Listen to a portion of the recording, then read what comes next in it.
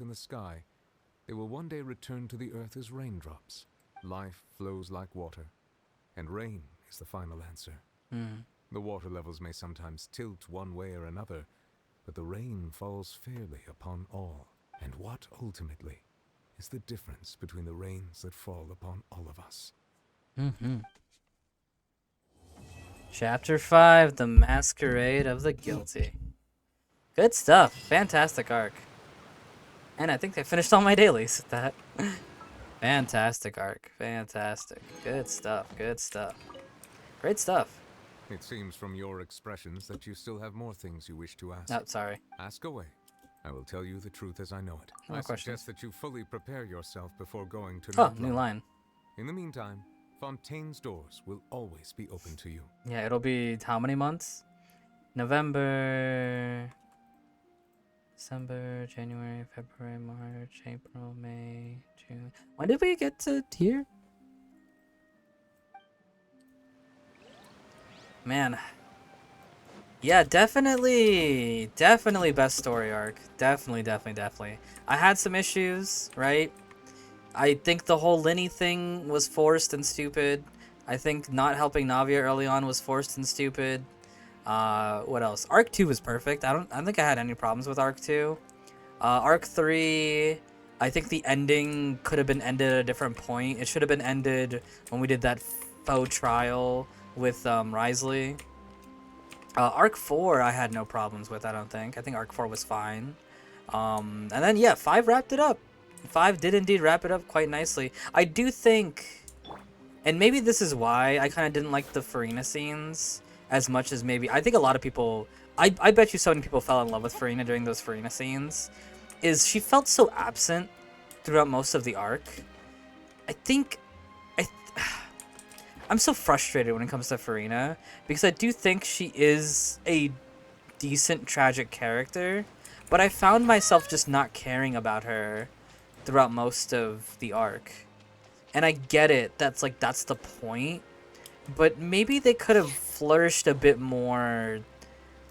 It felt like the sympathy was just way too intensified in the final hour of the story. I don't know. I think I'm definitely gonna be alone in this aspect, right? But yeah, that's just kind of how I feel about it, though. Some kind of felt fast comes kind of rushed. I don't think so, actually. I don't think anything felt rushed to me. What felt rushed? Like I do, like the one, like maybe some parts of the whale. It did feel like Nivlet kind of knew everything about the whale, like off rip, but I don't think it's that big of a deal. Sounds like typical final acts of Genshin to me. Maybe. I do think my biggest issue is with Furina, like as a character, is she feels more like a plot device instead of a character. And I know that sounds weird considering her in-depth backstory and like the emotions that she felt and really going into it. But the fact that I all crammed it into the final act after all is said and done, I just didn't. I don't know. I it's weird. I don't know. It just kind of felt like. It felt like we are presenting our character in a bad way on purpose, so that when it turns out she did all this, you must feel sympathy. And I don't want to, because I feel forced to, is kind of the thing I keep going back to. Is I feel like I was forced to feel sympathy for this character against my will. I know that sounds very dramatic or whatever, but I wanted to punch her throughout most of the arc, and then it turns out, well, don't you feel bad for yourself? She was actually suffering this entire time. Is like, ugh. I don't know. It just felt like, ugh. I don't know. I get it though. Like I definitely get it all, and I do think she is a good character, and I do think her role in the story was very good, especially in the facade aspect. But I just wish that, I don't know, just a little bit more, just a little bit more of maybe her true side for just the audience would have been nice, maybe. Instead of just overboarding it all in the final act. I think if maybe they paced a little tiny bit here and a little tiny bit there throughout all the arcs of just like, she may not tell anybody that she's trying, but she's trying. Like, you know, some of those flashback scenes, like maybe if one of them, not all of, like not every part of it, just like if maybe one little part of that flashback was a little bit earlier on, like it would have felt nicer. Like, it's funny that everybody calls Venti the absentee Archon in lore. Furina feels like the absentee Archon to me. And I know that's the point, is that she's trying to fool Celestia. I get that that's the point. But at least for me, it does kind of... Oh, I didn't know these are real fire. For me, it does kind of... Oh, they actually kind of attack it. That's funny. For me, it actually does kind of kill the... Not kill the character, but it makes me think less of the character. It's weird because they've gotten better at giving us perspective not from the Traveler's POV. Right, like those flashback scenes were amazing. Like the actual scenes were amazing, but I was already kind of like, I hate to say I was already checked out, but a part of me was already kind of checked out. And I hate that. I don't like that.